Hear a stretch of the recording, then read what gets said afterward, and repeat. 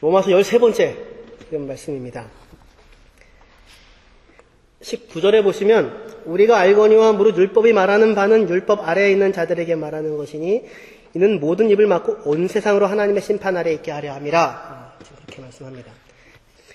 율법이 율법 안에 있는 사람들에게 말하는데 왜 온 세상이 하나님의 심판 아래에 있게 될까요? 율법 안에 있다는 사람들이라면은 유대인들이겠죠. 1차적으로. 그렇죠.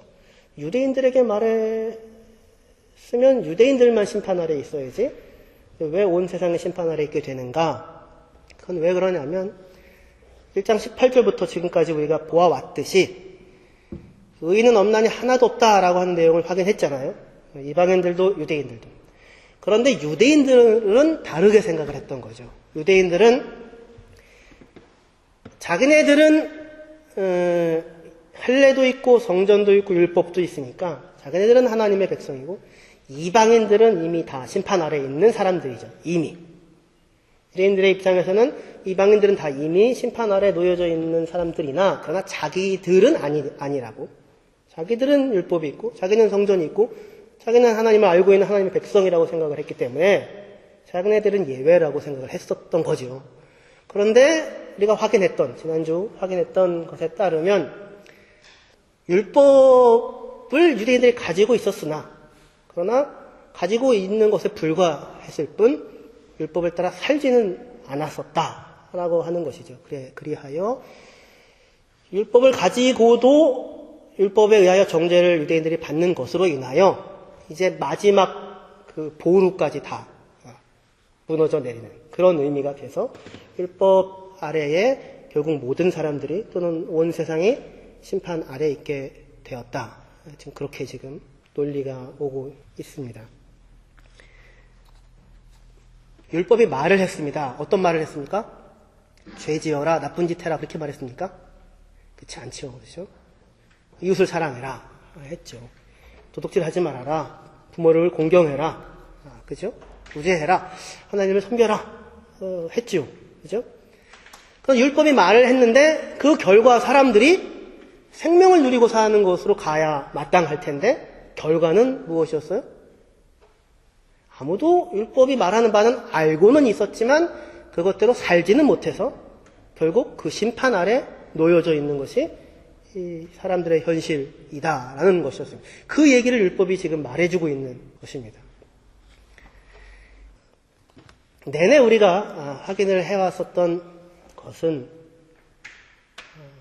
복음에는 하나님의 의가 나타나서 믿음으로 믿음에 이르게 한다. 그러나 이제는 율법 외에 하나님의 한 의가 나타나서 예수를 믿는 모든 사람들에게 구원을 주시는 일이 생긴다. 그게 지금 이제 우리가 읽었던 본문이었는데 그 사이에 율법에 말했으나 사람들이 거기에 대하여 응답하지 못함으로 인하여 하나님의 진노가 하늘에서부터 쫓아 나타나는 것이 지금 형편이었습니다. 그것이 지금 율법이 다만 말을 할 뿐 바꿀 수 없는 그 현재의 상태였는데 그리스도 예수로 인하여 그러나 이제는 새로운 국면이 열렸다라고 얘기를 합니다. 하나님의 의가 나타나서 그리스도 예수 안에 있는 성령으로 말미암아 하나님의 은혜로 값없이 의롭다함을 얻을 수 있는 길이 그러한 시대가 도래했다라고 지금 이야기를 하고 있습니다. 어디에 근거하여? 하나님께서 예수 그리스도 안에서 행하신 일에 근거하여. 어디에 근거하여서가 아니라 우리가 행한 일들에 근거하여서가 아니라 그것이 복음 안에서 나타난 새로운 일입니다. 율법이 행하고 있는 바는 무엇이냐면 너희 안에서 나오는 것이 무엇이냐를 묻는 거예요. 너희 안에서 나오는 것이 무엇이냐? 죄가 나온다. 정죄하는 것으로 심판하는 것으로 끝이었었던 것이죠. 근데 그 시대가 예수 그리스도 안에서 지나고 우리 안에서 나오는 것이 아니라 하나님께서 행하신 일을 근거로 하여 우리를 새 생명을 살 수 있는 자리에 하나님께서 세워 놓으셨다라고 하는 것이 복음이 이야기하는 내용입니다. 그 내용을 우리가 잘 이해하기 위하여서 우리는 다시 한번 율법이 말하는 바 앞에 놓여져 있는 우리의 모습들을 확인을 좀 해야 할 것입니다. 하나님의 의가 복음에는 나타났지만 현재 우리 사람들과 인생을 향하여 나타나고 있는 것은 하나님의 진노하심이었었습니다. 왜 진노가 나타납니까? 하나님께서 사람을 자기의 형상으로 하나님의 영광으로 멋지게 예쁘게 지어놨는데 엄마 아빠 닮게 만들어놨는데 인생을 허송세월하고 있으면 엄마 아빠가 가만히 내버려 두지 않지요. 그죠? 하루 종일 게임만 하고 있으면 게임기를 부셔버리든지 비싸서 못 부시나? 예. 하여튼 어디다 숨겨놓든지. 예. 참 사실은 그래요. 애가 더 귀하고 게임기가 더 귀한 건 아닌데 부모가 자녀에 대해서 분노하듯이 하나님께서 자기의 영광을 위하여 사람을 만들어 놨는데 근데 사람이 허송세월하고 헛되이 살고 있는 모습에 대하여 분노하십니다. 그런데 그 분노하시는 결과 우리에게 오셔서 우리를 매를 들고 징계를 하실 수도 있겠지만 분노하셔서 우리를 강제하고 협박하고 위협하여 여기 앉아서 똑바로 해! 그렇게 분노를 나타내지 않고 어떻게 하신다고요? 내버려 두시는 것으로 표현한다고 했습니다. 제일 무서운 거죠. 그래, 이빨 닦지 마. 몽창 빠져. 하나님께서 내버려 두는 것으로 분노를 나타내신다고 합니다. 왜냐하면 협박하고 위협하여 잡아놓는다고 하여서 사람이 달라집니까? 그렇지 않죠.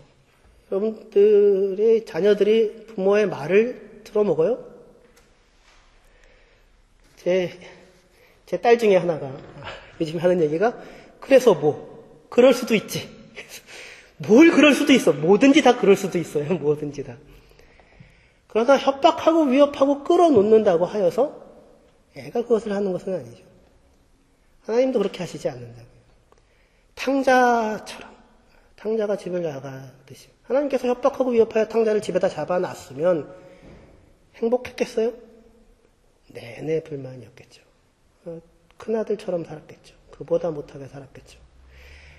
하나님의 진노로 인하여서 사람들에게 하나님께서 하신 반응은 그들을 내버려 두어 스스로의 선택의 결과를 자기 자신이 확인하게 하는 것이었습니다. 얼마나 가치 없는 것을 선택했는지, 그리고 내가 선택한 그 결과, 내가 살아온 결과로 내가 만들어낼 수 있는 것이 무엇인지. 마치 탕자가 밖에 나가서 돈 있을 때는 친구들 같이 있었지만 다 떠나고 냉혹한 인간의 현실들을 확인하고 쥐업 열매라도 먹고자 했으나 그것조차 주는 인간이 한 놈도 없어서 내 아빠 집에는 품꾼도 풍성했는데 라고 생각하는 자리에 이르기까지 하나님께서 사람들을 내어버려 두십니다. 그러나 그 내어버려둔 결과 사람들에게 세 가지 일이 일어납니다. 하나는 가치의 전도가 일어납니다. 무엇이 중요하고 무엇이 중요하지 않은지를 모르게 됩니다. 하나님 창조주를 섬기는 것이 아니라 피조물을 섬깁니다. 명예를 섬기고 칭찬을 섬기고 큰 집을 섬기고 좋은 직장을 섬기고 그죠? 가치의 전도가 일어납니다. 자기의 몸을 욕되게 합니다. 중요한 것과 중요하지 않은 것들을 섞어 놓습니다. 지극히 가치 없는 것을 붙잡기 위하여 영생을 살 수 있는 자기의 인생을 허비하고 맙니다. 둘째로 자연적인 쓰임을 바꾸어서 자연에 반하는 것으로 사용을 한다고 했죠. 그래서 고장나고 탈이 나게 됩니다. 셋째로 마음에 하나님 두기를 싫어하니까 상실한 마음대로 하나님이 내버려 두었는데 마음을 하나님이 채우고 있지 않으니까 그 마음에 뭐가 들어와서 차요? 불의, 추악, 탐욕, 악독, 비방, 허풍, 수근수근, 배양, 무정, 무자비 이런 것들이 마음을 차서 이렇게 들끓게 됩니다. 그러니까 분노 속에 살게 됩니다. 스스로가 스스로를 지키려고 하는데 지켜낼 수 없는 자의 불안, 입니다. 라멕의 노래 아시죠? 소년이 나를 건드려서 상처를 냈어. 내가 죽여버렸어. 누가 지나가다가 잘못해서 부딪혔는데 어깨를 부셔버렸어. 그렇게 지금 라멕이 말하자면 이야기를 하는 거예요. 그게 뭐예요? 까불지 마! 그거예요? 불안한 자가 부르는 노래입니다. 죽지 않을 거야. 당하지 않을 거야. 약보이지 않을 거야. 뭐가 없으니까요? 하나님이 나와 함께 하신다가 없으니까요. 요한 나의 목자신이 내가 부족함이 없으리라오다가 없으니까요. 내가 사망의 음침한 골짜기로도 해를 두려워하지 않는다가 없으니까요. 죽지 않을 거야. 생명을 만들고 살고 누리지는 못하고 있는 것이 사람들의 상황이었어요. 마음을 그래서 그러한 것들이 사로잡고 채우게 됩니다. 아유, 목사님 그래도 사람이 그렇게까지 나쁜 사람들만은 아니지 않습니까? 저도 가끔씩 기특한 일도 하고 기특한 생각도 하는데요. 성경의 이야기는 사람들 다 그렇게 생각한다. 괜찮은 사람들이라고 다 생각한다. 나만 하면 됐지. 판단을 한다고요. 무엇이 옳다, 무엇이 그르다 판단을 합니다. 압니다. 하지만 판단을 하고 있을 뿐, 판단하고 있는 것을 괜찮다고 자기가 생각하지만, 그러나 그것을 옳은 것을 행하지는 못하고 있는 것. 그것이 지금 율법 앞에 놓여져 있는 사람들의 현실이라고 이야기를 하고 있는 것입니다. 우리는 다 지켰는데요. 그렇지 않다. 그렇지 않다. 부모 자식 간에 늘 경험을 하죠. 부모 자식 간에. 부모가 자식을 혼내잖아요. 그렇게 하지 말라고. 근데 어떻게 그렇게 하세요? 쉽지 않죠. 자녀에 대하여 부모가 언제 분노해요? 나랑 똑같을 때. 근데 그 모습이 마음에 안 들을 때. 분노하죠. 그렇게 하지 말라고 엄마가 몇 번을 얘기를 했어. 아빠가 몇 번을 얘기를 했어.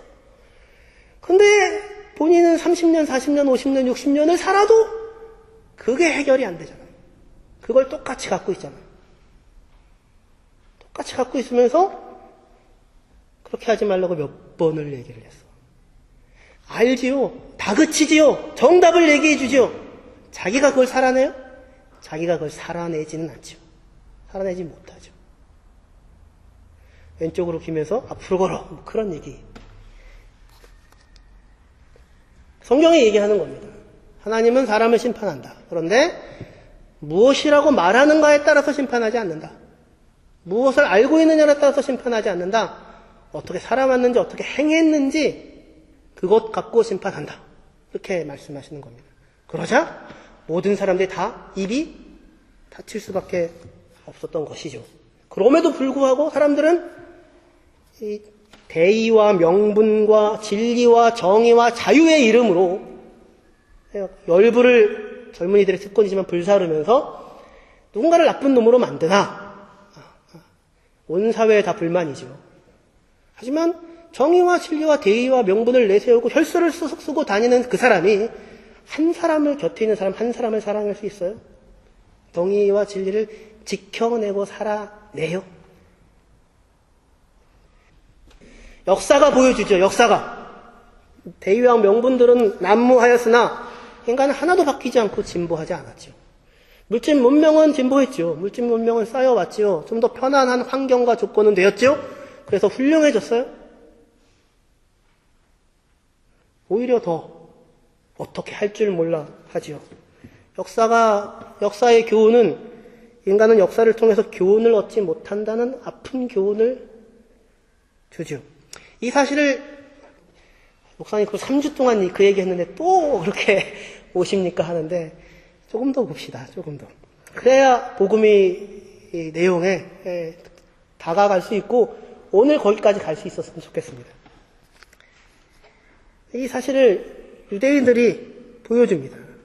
율법이 유대인에 대하여 말했으나 그들의 역사가 그들이 그것을 지켜내지 못했다는 사실을 말해줍니다. 아는 것으로 자신을 고쳐내지 못하고 이것과 저것을 우리는 행했다, 성전도 지었다, 할례도 행했다 라고 주장들을 할 수는 있으나 율법이 중요하게 생각하는 의와인과 신은 행하지 못하고 있는 현실을 보여줍니다.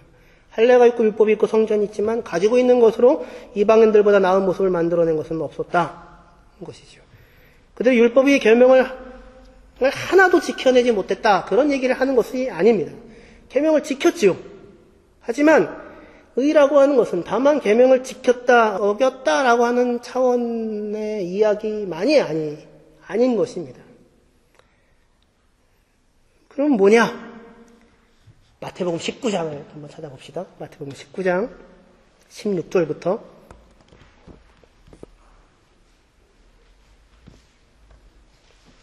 22절까지 보시겠습니다. 어떤 사람이 주께 와서 이르되 선생님이요 내가 무슨 선한 일을 하여야 영생을 얻으리이까? 예수께서 이르시되 어찌하여 선한 일을 내게 묻느냐? 선한 이는 오직 한 분이시니라. 내가 생명에 들어가려면 계명을 지켜라. 이르되 어느 계명이오니이까? 예수께서 이르시되 살인하지 말라, 간음하지 말라, 도둑질하지 말라, 거짓 증언하지 말라, 내 부모를 공경하라, 내 이웃을 내 자신과 같이 사랑하라 하신 것이라.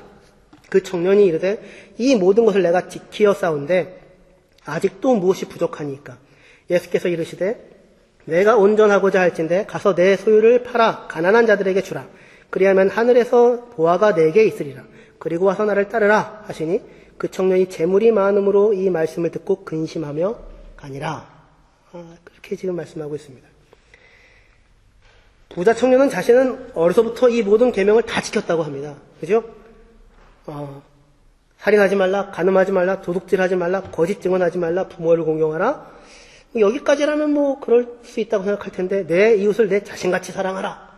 여기까지 포함되는데도 불구하고 나는 어려서부터 다 지켰습니다. 이렇게 자신 있게 이야기를 하고 있습니다.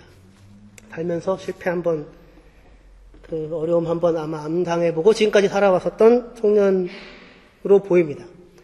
그런데도 불구하고 마음 가운데 채워짐이 없는 겁니다. 뭔가 공허한 거예요.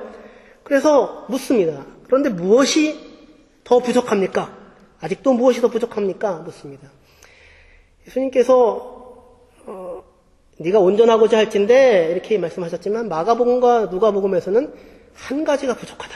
이 한 가지 행하면 된다. 이렇게 얘기를 합니다. 이 한 가지가 부족하다는 얘기는 99가지 다 잘했지만 다 잘했어. 이 하나만 하면은 이제 완성이야. 100점이야. 그 얘기가 아니라 이 하나가 안 되면 아무것도 안 된다. 안 되는 그런 겁니다. 온전하고자 할진대. 뭘 하라고 해요? 가서 내 소유를 팔아서 가난한 자들에게 주고 나를 쫓으라. 그렇게 이야기를 합니다. 그러자 부자여서 재산이 많아서 근심하고 돌아갑니다. 뭐라고 대답했었는데요? 내 이웃을 너 자신처럼 사랑해라. 어려서부터 다 지켜왔습니다. 뭘 지켜왔다는 거예요? 생각할 수 있겠죠. 뭘 하지 않았다는 것을. 예수님이 묻죠. 그러냐? 네가 네 이웃을 너 자신처럼 사랑했느냐? 그럼 네가 가지고 있는 것을 모두 팔아서 가난한 자들에게 주고 그거 나를 쫓아라. 그게 네가 온전한 길이다. 그러자 정신이 혼미하여 큰 충격을 하나 받고 돌아갔을 것입니다. 내가 지금까지 다 지켜왔다고 하는 것은 무엇인가? 지금 유대인들이 갖고 있는 걸 지켜왔지요. 그러나 그것으로 무엇을 했느냐라는 것입니다. 부족한 것 한 가지가 있는데 예수를 따르라 얘기합니다. 예수님은 어떤 예수님입니까? 죄인을 위하여 십자가를 지시고 죄인들에게 생명을 주시는 분이셨죠. 그런 나를 따라오라고 이야기를 합니다. 재산을 판 정도가 아니라 하나님됨을 포기하고 존재 전체를 모든 것을 놓아두고 찾아오시죠. 가난한 자를 위하여 뭔가를 하는 정도가 아니라 죄인을 위하여 오시죠. 그 자리로 우리를 부릅니다. 그것이 의입니다. 네 이웃을 네 자신처럼 사랑하라 라고 이야기하는 율법이 말하는 바였습니다.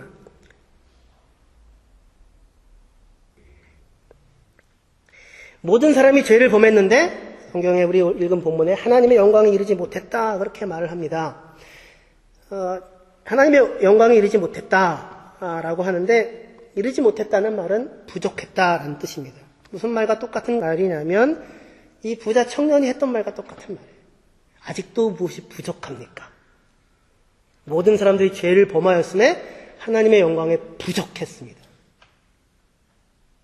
난 다 지켰습니다. 성경의 얘기는 모든 사람이 죄를 범하여서 부족한 상태 가운데 있었다. 그 청년도 예수님의 이 말에 다 지켰다고 하는 말이 무슨 내용인지를 확인하고 가게 됩니다. 계명을 지켰다가 다가 아닌 것은 여러분들 어떻게 학창시절에 밤을 새보신 적이 있으시죠? 시험을 위해서든 뭐를 위해서든 한 번도 없으세요? 다들 세워봤죠. 네. 근데 공부는 하셨어요? 공부는 안 했죠. 뭐만 했어요? 밥만 세웠죠. 라면을 먹었죠. 책상 정리를 했죠. 뭘 공부할까 계획을 세웠죠. 시험 끝나고 뭘 하고 놀까 그 얘기를 했죠. 그리고 밤을 새웠죠. 학교 가서 졸았죠. 시험 봐서 성적이 안 나왔죠. 뭔 했는데? 밤을 새웠는데.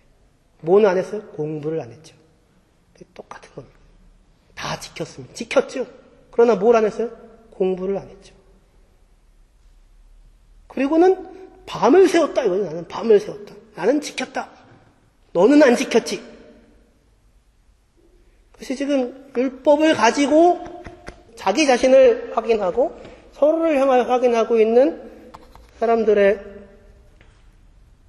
모습입니다. 그러나 계명은 그게 다가 아니죠. 살인하지 말라. 여러분 어떻게 살인하지 않았죠? 아직까지는 없으시죠? 계명을 지켰죠? 밤은 새우셨죠? 그러나 공부를 하셨어요? 공부는 뭐예요? 예수님의 말씀에 마음으로 형제를 미워하면 살인한 것이다. 그거가 계명이 향하는 방향이죠.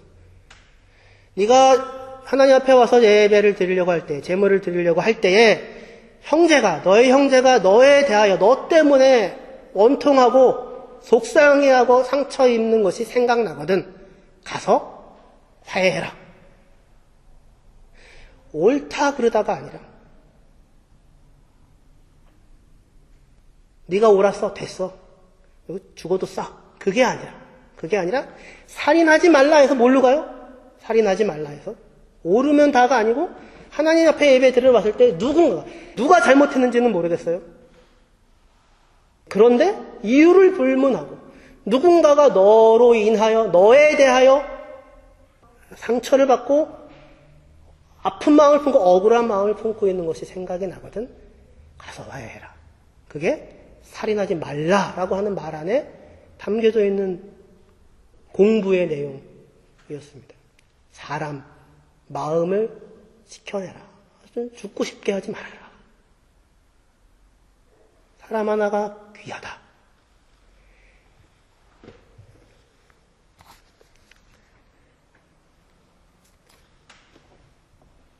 이는 이로 눈으로 갚으라. 그러면 다가 아니라 오른뺨 뺨을 맞으면 왼뺨을 돌려대라. 빼앗으려고 하는 자에게 주어라. 강제하여서 억지로 시키는 사람에게는 그 이상을 해주어라. 이런 게 이제 공부를 하라는 것이었습니다. 그런데 지켰다 안 지켰다를 갖고 있으나 율법이 얘기하는 바는 지켰다 안 지켰다에서도 아무도 그 선을 통과하지 못하고 있는 것이 사람들의 현실이다. 지금 그 말씀을 하는 것입니다.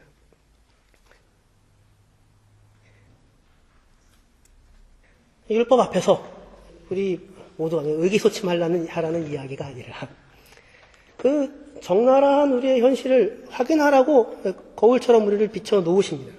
그러나 그렇게 성경의 모든 사람을 죄 아래 가두어 두는 이유는 너희는 참 나쁜 놈이다. 그것이 다가 아니라 그게 마지막 말이 아니라 그러니까 다른 차원으로 우리를 불러내시는 것입니다. 율법이 말하는 바 앞에 우리를 세우지 아니하고 하나님 앞에 우리를 세웁니다. 선한 일을 했느냐 안 했느냐로 윽박지르지 아니하고 선하신 하나님 나를 따라오너라 라고 하며 찾아와 옆에 계신 그 하나님에게로 나아오라고 불러내십니다. 그것이 복음이 우리를 세우는 자리입니다. 이것을 잘 깨닫고 이해하고 있었던 사람이 다윗입니다. 시편 143편을 찾아봅시다. 오늘 저희가 성시교독에서 읽었었던 내용입니다. 시편 143편입니다.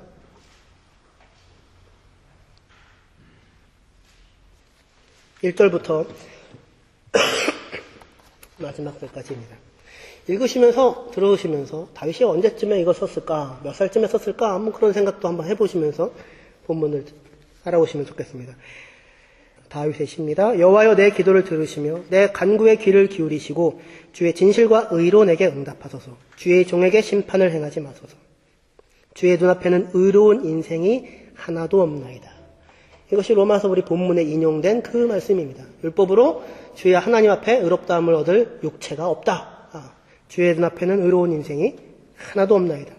원수가 내 영혼을 핍박하며 내 생명을 땅에 엎어서 나로 죽은 지 오랜 자 같이 나를 암흑 속에 두었나이다. 그러므로 내 심령의 속에서 상하며 내 마음이 내 속에서 참담하니이다. 내가 옛날을 기억하고 주의 모든 행하신 것을 읊조리며 주의 손이 행하신 일을 생각하고 주를 향하여 손을 펴고 내 영혼이 마른 땅같이 주를 사모하나이다. 여호와여 속히 내게 응답하소서. 내 영이 피곤하니이다. 주의 얼굴을 내게서 숨기지 마소서. 내가 무덤에 내려가는 자 같을까 두려워하나이다. 아침에 나로 하여금 주의 인자한 말씀을 듣게 하소서. 내가 주를 의뢰함이니이다. 내가 다닐 길을 알게 하소서. 내가 내 영혼을 주께 드림이니이다. 여호와여 나를 내 원수에게서 건지소서. 내가 주께 피하여 숨었나이다. 주는 나의 하나님이시니 나를 가르쳐 주의 뜻을 행하게 하소서. 주의 영은 선하시니 나를 공평한 땅으로 인도하소서. 여호와여 주의 이름을 위하여 나를 살리시고 주의 의로 내 영혼을 환난에서 끌어내소서. 주의 인자하심으로 나의 원수들을 끊으시고 내 영혼을 괴롭게 하는 자를 다 멸하소서. 나는 주의 종이니이다. 얘기하고 있습니다. 시편에 7개의 참회시가 나온다고 보통 이야기하는데 그 중에 마지막 참회시로 분류되기도 하는 시편입니다. 주의 눈앞에는 의로운 인생이 하나도 없습니다. 주의 종에게 심판을 행하지 마십시오. 원수가 내 영혼을 핍박합니다. 이 원수는 누구일까요? 근데 그 원수로 인하여 죽은 지 오래된 자 같고 암흑에 있고 심령이 속에서 상하고 마음이 참담합니다. 그 속에서 자신의 범했던 잘못과 죄들이 떠오르고 생각이 나기도 합니다. 그런데 다윗은 당당하게 하나님께 나아가서 하나님께 호소합니다. 주의 의로 나를 건져내소서, 나를 구원하소서, 이렇게 얘기합니다. 다윗이 언제 이 시를 썼었을까요? 젊은 날은 아니었을 것입니다. 5절에 보시면 내가 옛날을 기억하고 주의 모든 행하신 것을 읊조립니다. 그렇습니다. 한참 살았을 것입니다. 밧세바 이후였을 것이고 우리아를 죽인 그 이후였을 것이고 압살롬에게 쫓겨서 아마 도망가고 있을 때든지 그 이후 압살롬이 죽고 난 그 이후에 일지도 모르겠습니다. 자기의 죄악들이 생각이 나죠. 그리고 그것이 자기를 너무 괴롭고 참담하게 합니다. 인생을 한참 살아왔습니다. 골리앗 앞에 겁없이 나섰을 때의 다윗은 아닙니다. 어리석은 자신과 범죄했던 자신을 겪고 많은 아픈 일들을 겪어왔습니다. 주의 눈앞에 의로운 인생이 없음을 알고 있습니다. 심판으로 이끌어들이면 그 앞에 설 수 없음도 잘 알고 있습니다. 하지만 다윗이 알게 된 것은 그것만이 아닙니다. 다윗은 그것만을 알고 있었던 것이 아니라 하나님의 의로움과 성실하심과 자비와 인자함 또한 알고 있습니다. 주께서 자신을 위하여 행하신 일들을 압니다. 옛날 일들을 기억합니다. 주께서 행하신 모든 것들을 생각합니다. 그리고 주를 향하여 손을 펴니다. 하나님이 말씀합니다. 내가 누구인지를 내가 행해온 일들을 통하여 보고 알아라. 다윗은 옛날 일을 기억했지만 우리는 십자가를 보고 기억할 수 있습니다. 하나님께서 우리를 위하여 행하신 일이 무엇인지.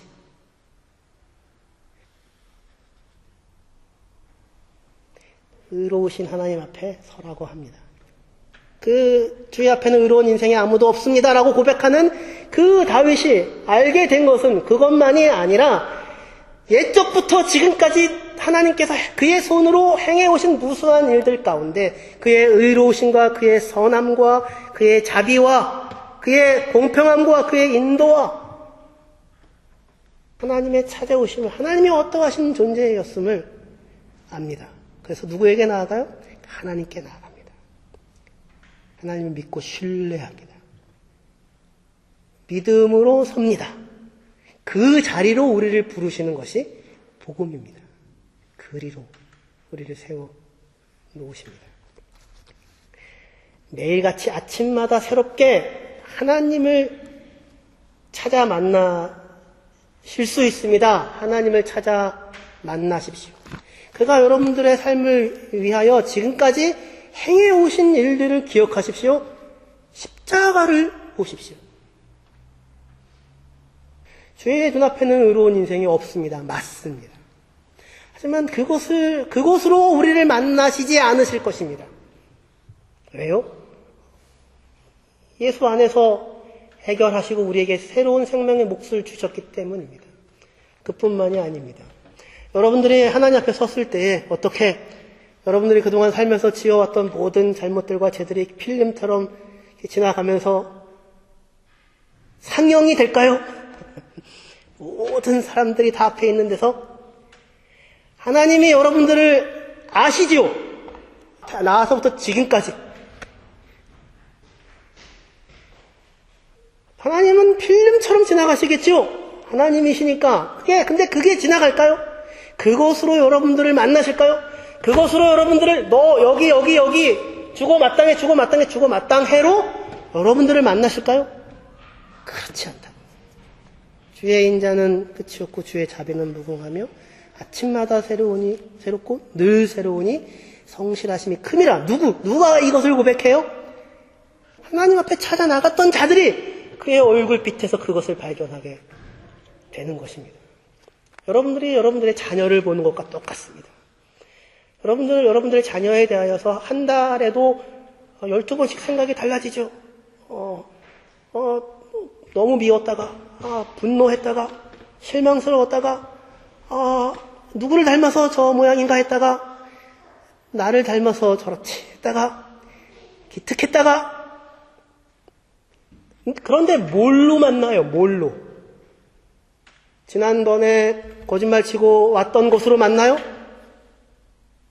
낱낱이 기억된 죄의 목록들이 지나가요? 만날 때마다? 그게 아니라 오늘 나를 찾아오는 아이로 거기에 있는 그 아이로 만나죠.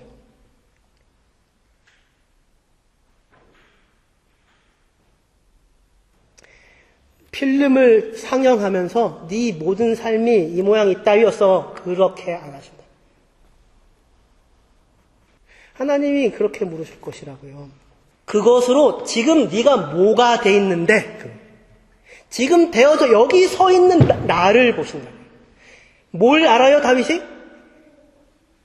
하나님의 옛적부터 행하신 일들을 보니 그의 은혜와 그의 인자와 그의 자비와 그의 성실과 그의 무궁하심을 알아요. 그걸 아는 자로서 여기 서 있어요. 골리앗 앞에 나가서 서서 할례 없는 것들은 다 쳐버리겠어. 그 혈기왕성한 모습으로 있지 않아요. 밧세바를 범하고 우리아를 죽이고 죽을 것 같이 통곡하고 있었던, 그리하여 사는 것이 아닌 그 모습으로 지금 있지도 않아요. 겪어서 알아요. 내 몸 안에 쌓여 있어요. 내 인생 가운데 배어 있어요. 그걸로 뭘 만들어내냐고요. 그것으로 무엇이 됐냐고요. 그것으로 하나님을 얼마나 많이 알고 확인하고 만났냐고요. 자기 삶 가운데 켜켜이 쌓여져 있는,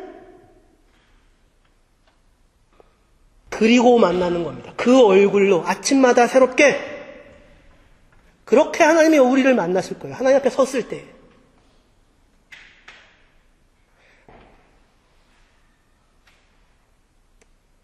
그리로 부르십니다. 모든 사람이 죄를 범하였으나 하나님의 영광에 이르지 못하더니 그리스도 예수 안에 있는 구속으로 말미암아 하나님의 은혜로 값없이 하나님 앞에 와서 살 수 있는 존재가 되었느니라. 앞으로 나오라고, 나를 알라고. 내가 붙잡고 인생을 편들어 만들어내고 있는 생명, 그것을 확인하라고. 그리고 네 실패와 부침과 성공과 승리의 상 가운데 너의 것으로 만들라고 이렇게 말씀하십니다. 기도하시겠습니다.